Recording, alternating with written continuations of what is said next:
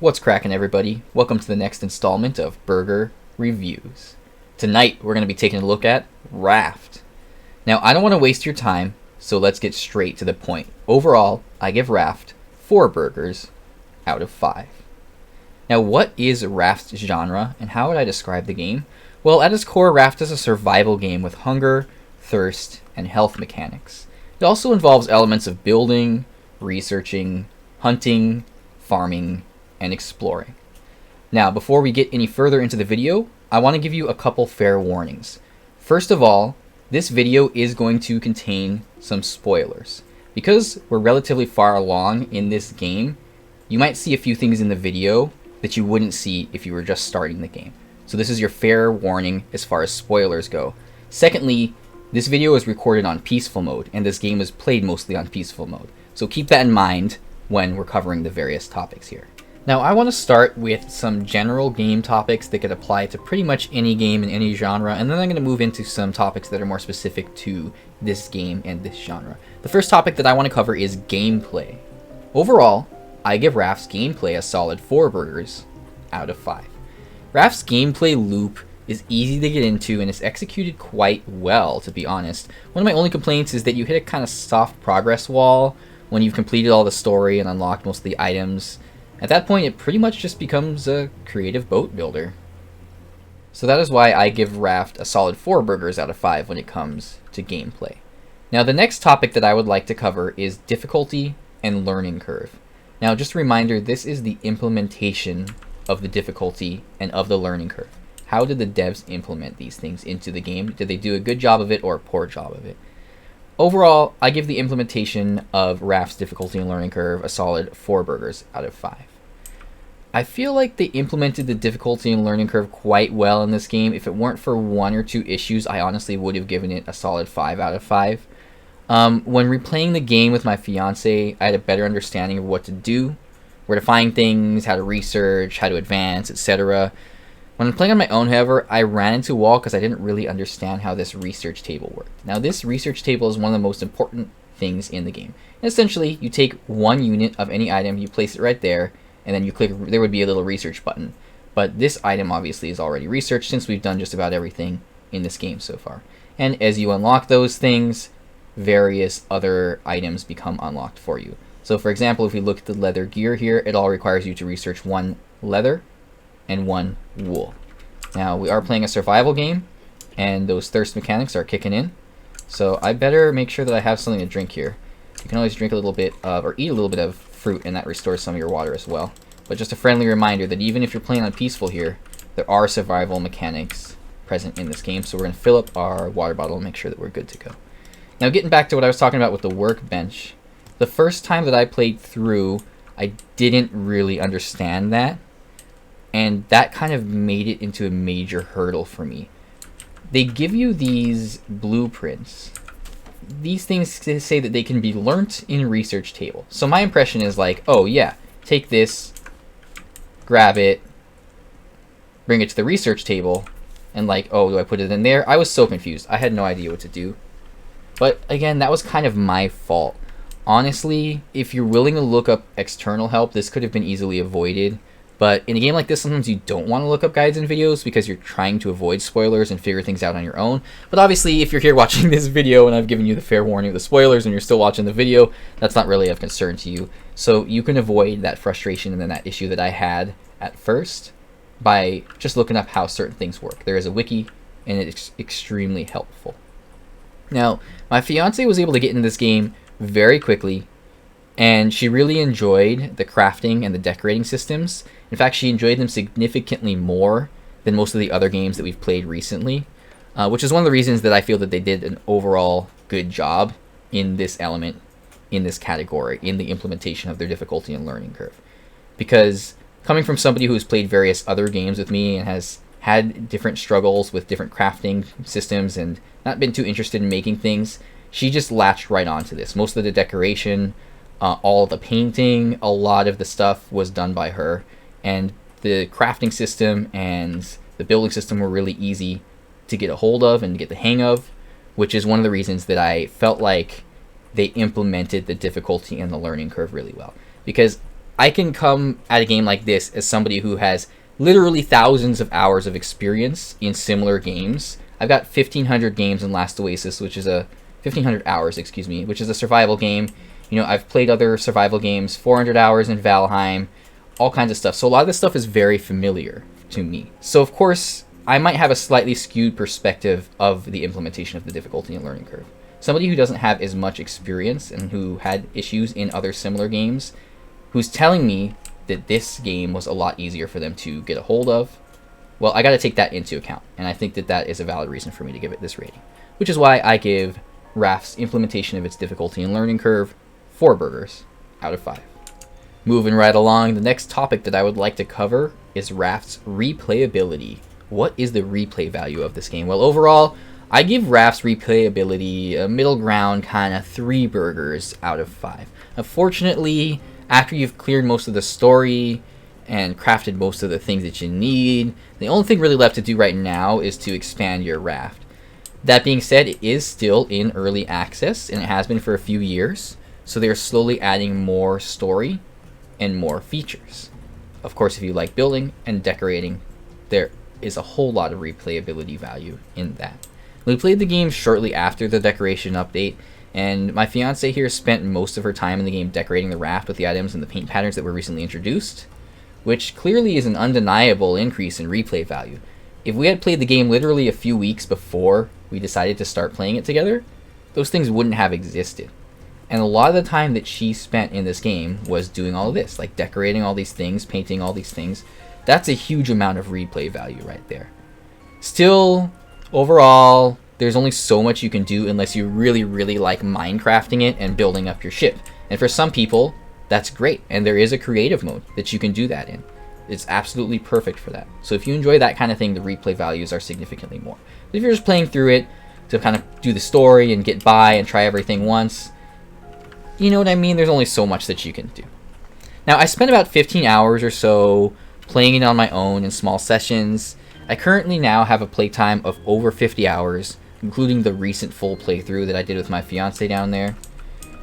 After the 35 hours or so in the duo game, though, we kind of both started to feel a little bit noticeably burnt out on the game and decided, you know, maybe it's time to move on to the next thing, at least until they release some more content. So maybe once they introduce more story, which I am, I would say like 90+% sure they're going to do, unless they decide to stop financing and supporting the game. Once they do that more content and release more story, we will definitely come back to it. And when that happens, the replay values are going to increase. So as they continue to work on the game, the replayability will go up. But right now, I felt like giving it a middle ground rating, which is why I gave Raft's replayability 3 burgers out of 5. The next topic that I would like to cover is Raft's visuals. Now, I actually give Raft's visuals a perfect 5 burgers out of 5. Now, I know it might sound slightly ironic when I say this, but the visuals in this game aren't exactly perfect, despite me giving it a perfect score, but they're satisfying enough for me to want to give it a perfect rating. You aren't getting HD, AAA quality graphics. Instead, it's another one of those kind of cartoony looking games, but it looks really good, and they do it really well. You can see this is kind of the character. You know, you're not getting like Horizon Zero Dawn level, face structure quality. It's kind of cartoony. It's kind of simplistic, but it's really good. It does the job really well, and it really adds to the environment and the atmosphere of the game. The lighting effects are extremely well done too, and they also add a lot of atmosphere. If we look at the boat here at night, you can see that we've got lights, we've got torches. And man, if I were to like just jump off here for a second and look at the boat from a little further away, you can see it's lit up really nicely. Like the lights add a lot of atmosphere. The visuals are very good. It's not quite doing it justice from this distance, but if you go out real far from your boat and look at it from like, the top of a big island or something, and you see all the torches lighting it up, it looks really nice. I mean, look at that sunrise that we're getting perfect timing. It's just great. It's just wonderful. This game's visuals are really good in its own way, and the lighting adds to those great visuals, definitely. A lot of the items, as you can see, are very makeshift and MacGyver looking, which results in kind of an entertaining and satisfying impression, quite honestly, and this adds to the visuals for me.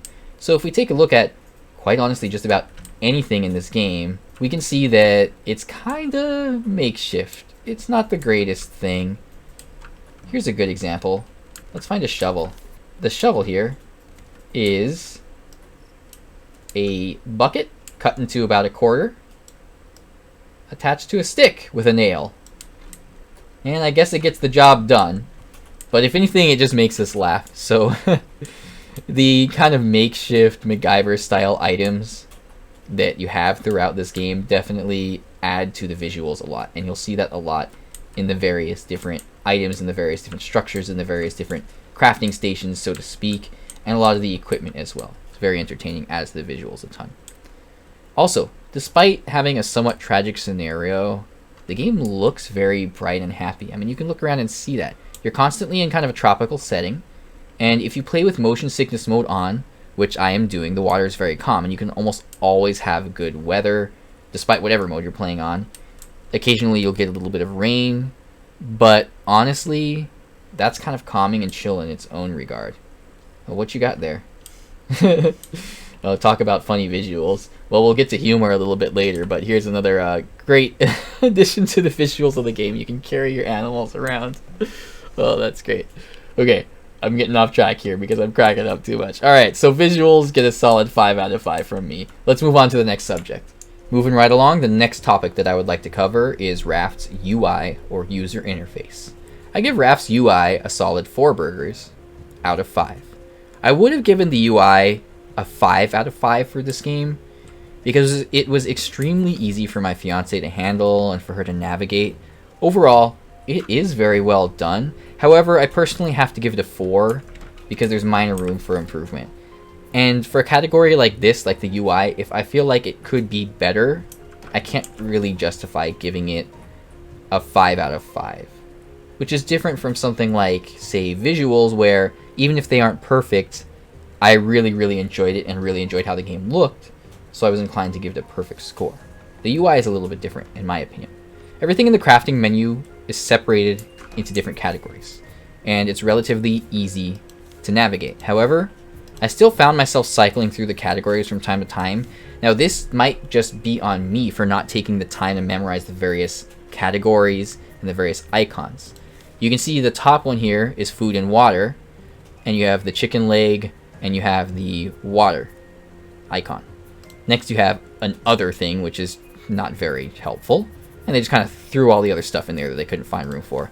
This one's a little bit more obvious. You got tools, you got weapons, so it is categorized. It is pretty good in its own way, but it's not perfect and there is room for improvement. Certain craftable items have multiple versions of themselves, so what you have to do is actually click on the item to see them.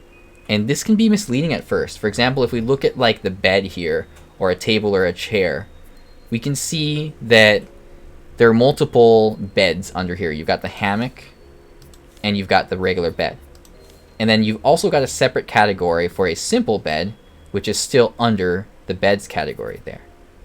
Now if we go all the way down here and we click on, say, tables, see there's two different tables here.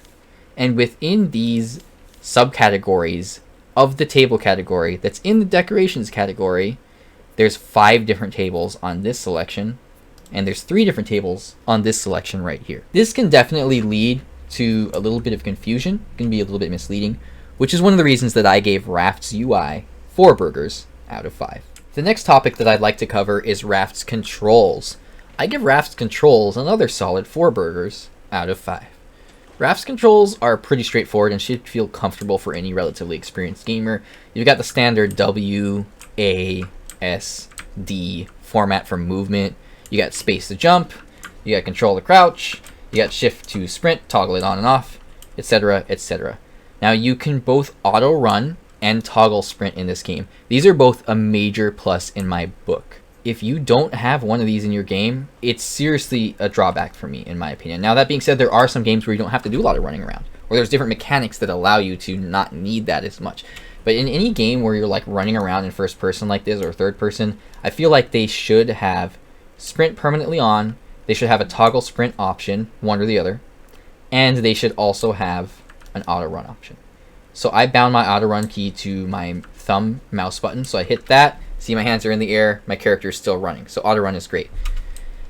Now, there is one issue with the toggle sprint, and that is that you seem to need to enable toggle sprint every time that you start up the game. So you hit escape, you go to settings, you go to controls, and you turn on toggle sprint. And for some reason, it always becomes unchecked. Now, this is just like a minor bug that I'm sure that they can hotfix, or they can fix in the next patch, so it's not that big of a deal. But it is something that needs to be pointed out, and it is something that's worth noting. But it's not that big of a deal, like I said. And the fact that they have both a toggle sprint option and a auto run option, those are huge pluses for me. Now, one of the only real issues that we had with controls was climbing up ladders. It does feel a little bit awkward. It feels kind of like how climbing ladders in Half-Life 2 did, but it's really easy to dismount early or accidentally fall back down when you didn't mean to. It's really easy to, oh, I accidentally missed that floor. Oh, I meant to go back down. Oh, I fell all the way back down. I mean, look at that. Like, I'm just trying to get off to this floor. Oh, I did it successfully that time. But you saw what happened the first time. So the ladder system is a little bit wonky. It could use a little bit improvement. I'm sure that they'll figure something out. And it's not by any means a deal breaker. And you don't have to use ladders. You can just build stairs if you want to build your raft like that. But it is something that I wanted to point out because it is something that we had minor issues with.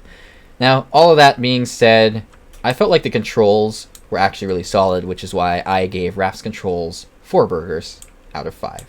The next topic that I would like to cover is Raft's audio. Now, as usual, for the audio section of my reviews, I've actually turned the game audio up significantly so that you can hear the music a little bit better. Overall, I give Raft's audio 4 burgers out of 5. The audio in this game is actually pretty solid overall. The only reason I wouldn't give it a perfect score is because although the song tracks are good, they aren't amazing. They don't stand out to me the same way that a game like, say, Divinity Original Sin 2's songs did. Now, DOS 2 sets the bar pretty high, to be fair. They didn't just hire some DJ to single-handedly write a few tracks for them to implement into their game. As far as I can tell, they hired a full-on orchestra, and they've got like scores of professionally done music in that game. So it sets the bar pretty high when it comes to audio, when it comes to music in the game. Raft's music definitely doesn't match up to that level, but it isn't bad by any means. The game's audio, like I said, it isn't bad, but it isn't exceptional either. There isn't a whole lot to it either. We can check out a few different things. For example, if I were to jump down from this really high height, my character takes a little bit of damage. She makes kind of a grunting noise. Some of the crafting devices make noise, so let's see if I can put something in, like, say, a furnace here. We'll grab a little bit of sand. And we got some planks. And we'll put the sand right in there. And we'll put the planks in the bottom to power it. There we go. Like, I don't even know if you can tell. There's a minor sound. The nets make a noise when they catch stuff. Some of the animals make noises, especially the animals that are on the islands. I don't know if they make as much noise once you've actually caught them, but I think that they do from time to time. Also, if you eat something, your character makes kind of a noise. So let's go grab some of our super premium coconut chicken that we have saved up here in our special food chest underneath the cookery here, and let's drink it or eat it or whatever. Oh, it didn't make a noise? Okay, let me get something crunchier. Let's just eat a raw beef. Be badass like that. There, so you can hear she goes munch, munch, munch, crunch, crunch, crunch, crunch. It's there. It adds to the game, but it's not amazing. It's not worthy of me giving it a perfect score, which is why I give Raft's audio 4 burgers out of 5. An accumulation of some of the previous topics, the next topic that I'd like to cover is Raft's overall atmosphere. Now, I give Raft's atmosphere a perfect 5 burgers out of 5. Now, don't get me wrong, this game doesn't have an absolutely perfect atmosphere despite me giving it a perfect score, and it isn't super immersive, but man, does it get the job done. And this is one of those categories where I felt like I could give it a perfect 5 out of 5, even if it isn't the most immersive game that I've ever played, because it just did an absolutely excellent job of creating this atmosphere, this feeling of immersion in this game, and we really enjoyed it. Now, I personally play with motion sickness mode on. In fact, I almost returned this game until I discovered and tried this. But if you don't have motion sickness mode on, that can add a lot of atmosphere to your raft as well. You'll always see the waves kind of crashing up and down on your raft, and all those foundation pieces down there, those would all be covered in water from time to time. It'd be sloshing up and down. You could still walk on them, it's just visual, but it definitely adds a whole different kind of atmosphere to the game. The combination of visuals, gameplay, and audio honestly make for a very overall satisfying atmosphere. And it can be really relaxing and enjoyable just to sit in a well-decorated area and watch the island, watch the debris, watch the animals go by. Hello down there, animals. At this point in the video, I want to move on to some more title and genre-specific categories. Now, these are categories that could apply to a variety of different games, but not all of them will apply to every game, so I take the ones that don't apply to the games that I'm reviewing out of that part of the review. So the first title or genre-specific category that I would like to cover for Raft is its storyline. Raft's storyline actually gets a good 4 burgers out of 5 from me. Now, once again, fair warning, there are going to be some spoilers here. It's hard for me to give Raft's storyline an honest rating because it's still incomplete.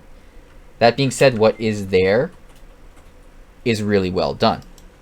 Minor spoiler alert, but essentially, you can advance the story by discovering new coordinates, like these coordinates here, and then inputting them into your radar. Once you have the proper equipment, you can get yourself to these islands which reveal a little bit of the mysterious narrative. So for example, the coordinate that I have in right here is 8926. If we take a look, we've unlocked everything, but if we take a look at our journal here, that is Balboa Island, which is one of the main story islands. And we can see that it's showing up on our radar. It's that one that's kind of blue colored and has a squarish shape around the circle.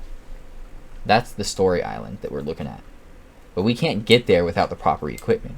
So this is the way that they progress and advance the story. Pretty much all of it is done through your journal, at least so far. There's various notes that you find around and various other clues that can be found throughout the various islands.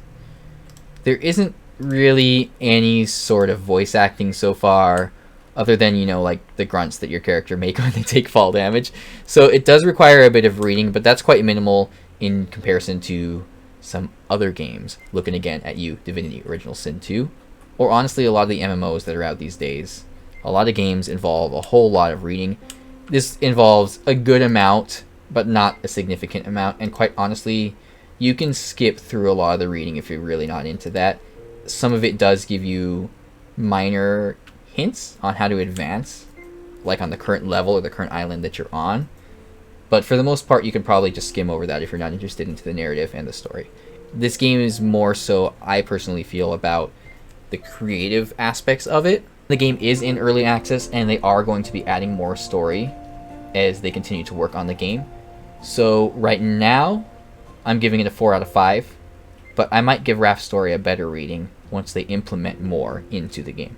Moving right along, the next topic that I would like to cover is Raft's combat system.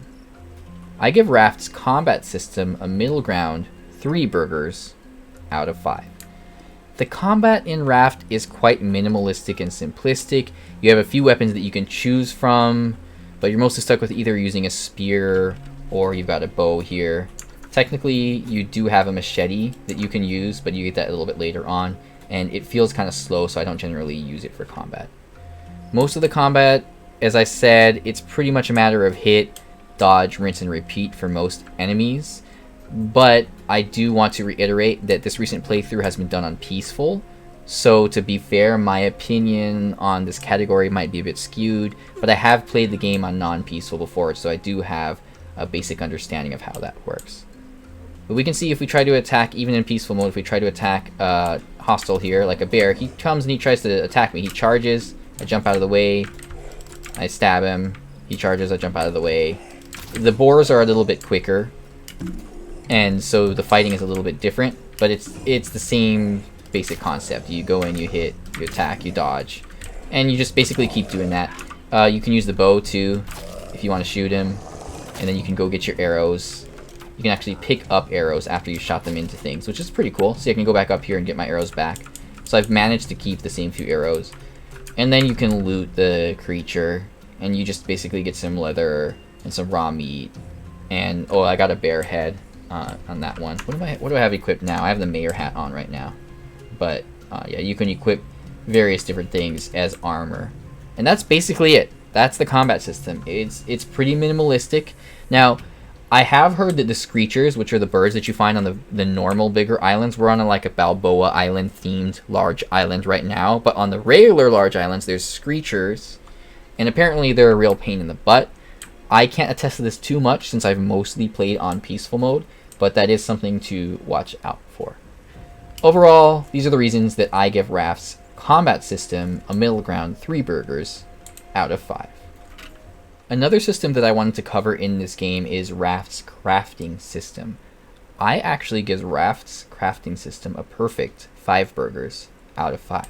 Now, my fiance swears that this is one of the best crafting systems that she has ever dealt with, so I had to give it a perfect score. To me, it seems decent. It's pretty well organized into categories. There aren't too many recipes, so there isn't too much to sift through.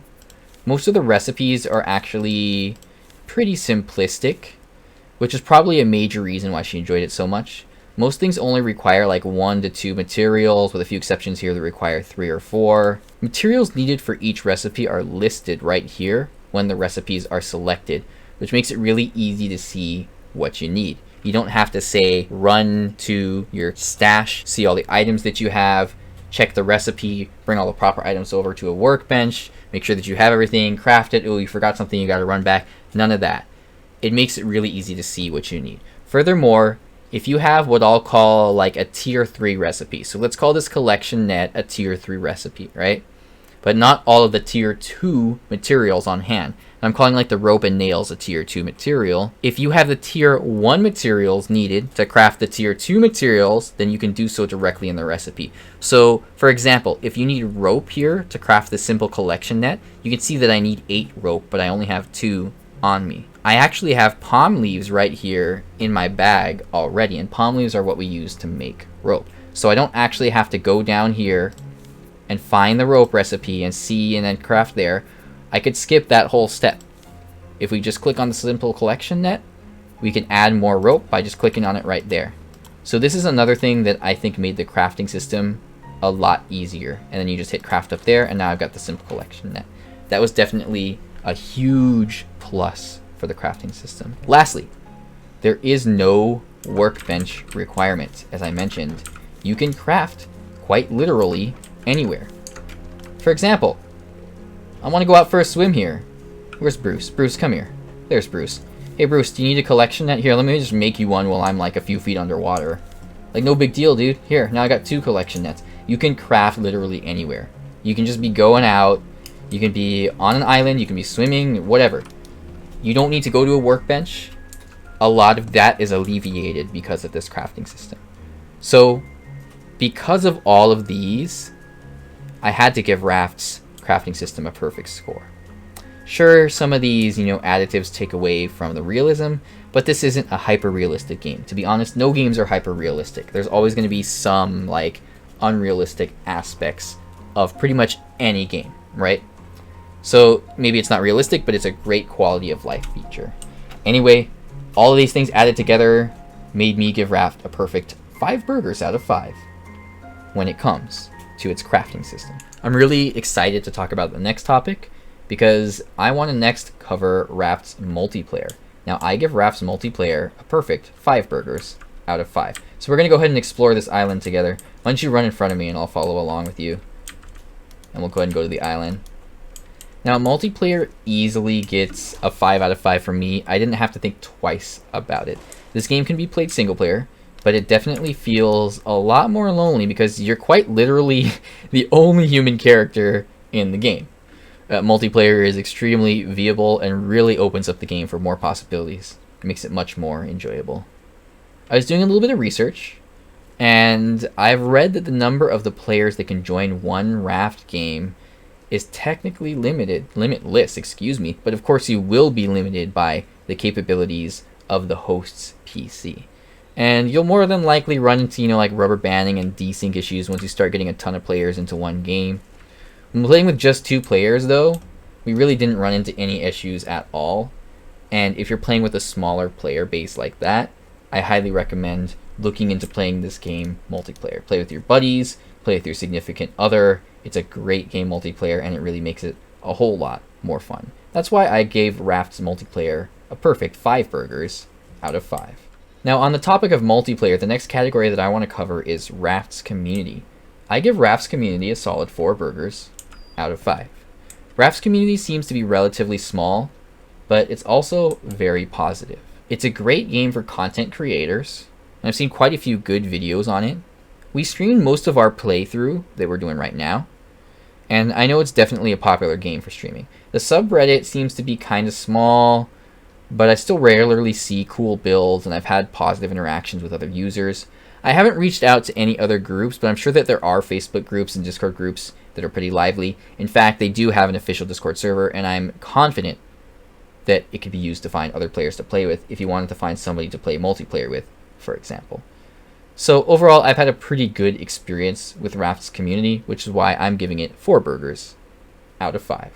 The next topic that I would like to cover is Raft's load times. I give Raft's load times a solid 4 burgers out of 5. So we're going to actually load into a game here. We'll set my name as a password.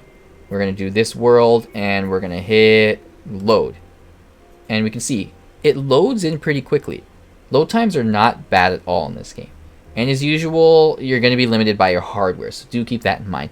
An SSD is always going to load in faster than an HDD, and you'll need to have at least a decent PC to run the game, but it's not super demanding. The graphics aren't too detailed, despite having great visuals, so it isn't too demanding on your GPU, but bigger builds will always put more stress on your parts, primarily your CPU. That being said, you can see that we were able to load in here relatively quickly, and it looks like they may have fixed that toggle to sprint thing, unless it's a matter of having to actually fully exit the game and then load back in, since I just exited to main menu, but I didn't actually have to put the toggle to sprint thing back on this time. All that being said, average load times are pretty good. It's not too demanding on your hardware, so I give Raft's load times 4 burgers out of 5. Continuing along, the next topic that I would like to cover is Raft's progression and grindiness. How does the progression and the grindiness feel in this game? Overall, I give it 4 burgers out of 5. My one complaint about the progression system in this game is that I felt that the research system wasn't explained very well anywhere in the game. As I mentioned earlier, I had trouble with the research bench the first time around. When you look at your journal, I felt like it wasn't really explained in here anywhere. And when I was looking at like the tooltip for the research bench, I felt like it didn't really do a great job of explaining it either. We could find it right there, and it just says used to research new items to craft. It doesn't really give you any more of an explanation for that. So in my first playthrough, it took me forever to really understand how it worked. But once I did finally understand that, it really opened up the doors for me. Suddenly I was able to progress much further, and I was able to progress much more quickly.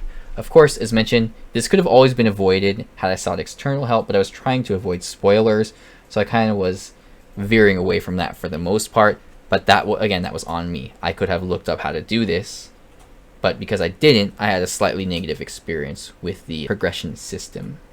For the later playthrough, though, that I did with my fiance, I already understood how the researching and crafting systems worked.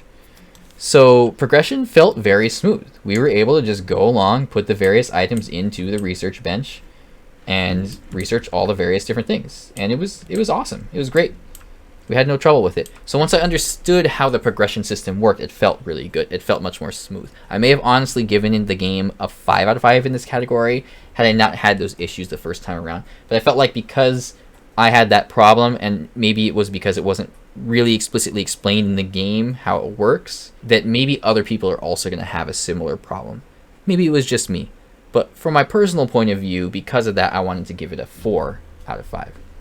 The game is slightly grindy when it comes to gathering materials, but this is really alleviated the more that you progress, which helps implement the progression system and helps to motivate the players to advance. It generally doesn't take too long to get what you want or need, especially once you get your collection net set up here in kind of an L shape. Then they pick up things no matter what direction your raft is going. and then you just sail along at your own pace and slowly but surely pick up everything that you need. So once you establish that a little bit more, the feeling of grindiness definitely goes way down, and you're able to get what you need a lot more. So because of all these reasons, I give Raft's progression and grindiness 4 burgers out of 5. Moving right along, the next topic that I would like to cover is one that's very important to me, and that is humor. I actually give Raft's humor a perfect 5 burgers out of 5. This is one of those games that once again caused us to burst out laughing multiple times. To be fair, most of this is because of goofy interactions that are available through multiplayer, but you can always enable third-person mode to get a better look of your character. The default key for this is comma on PC. To be more clear, we would generally be set into a fit of laughter after seeing what the other character looked like while wearing various gear and performing various actions. Seeing your partner wear a bear's head or a boar's head as some sort of a brutal mask for the first time can be off-putting, but also extremely hilarious. There's also all kinds of like makeshift machines in this game. Everything that you make is very MacGyvered together. This is literally just like a barrel and some planks and like a broken rudder. This is a little nicer because it's actually made from bricks, but it's still kind of just slapped together. Look at like the steering wheel. You know, it's just all these things are not very well done. They're kind of just made from whatever you can find. The machete is literally like a broken up street sign. I mean, that's hilarious. That's great. So because of that, that was another addition to the comedy. And of course, a big factor is this here, where you can pick up your animals and just carry them around. And the llama is great because it's the biggest, so it's just hilarious looking. See, I can pick this one up and look, we got the giant chicken just chilling there. And then what else do we have? We got the goat. Yeah, there's our goat. Pretty goat. And I can carry the llama. And you can just carry them around, like no big deal, dude. Like I'm just going to pick up my llama and carry it around the boat now.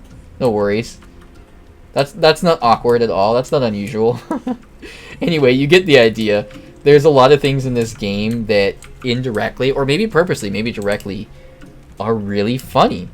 And a lot of that is achieved through playing it in multiplayer. Oh, look, I can take a bath over here, for example. You want to come see what it looks like? Go ahead, show them. She's a boar taking a bath. Better close the curtain. There we go. So you get my point, guys. There's a lot of really funny things in this game. There's a lot of room, a lot of potential to make really funny things. The characters and the items and the crafting stations look rather comedic, especially when they're wearing some of those funnier outfits, so to speak. So that's why I had to give Raft's humor a perfect 5 burgers out of 5. Wrapping things up, I wanted to once again go over my overall rating for Raft. Overall, I give Raft 4 burgers out of 5. I wanted to reiterate my overall feelings of this game briefly.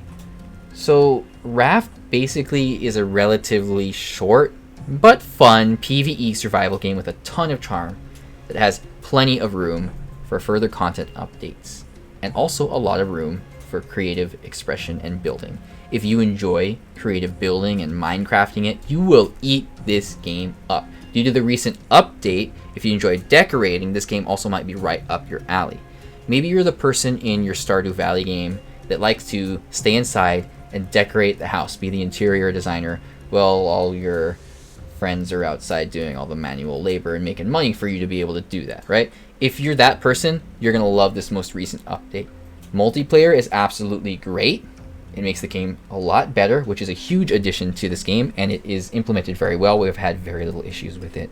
The combat and the story systems are incomplete. They have plenty of room for further advancement, so if you're looking for a long narrative or an in-depth fighting system, this probably isn't the game for you. That being said, they're there, and there's enough story to last you a good 20 plus hours or so, depending on how you like to play. When all is said and done, you can always just sit here, drift along the ocean, and just watch everything go by. Thanks so much for watching, guys. Keep your eyes peeled for the next review, and have a good night.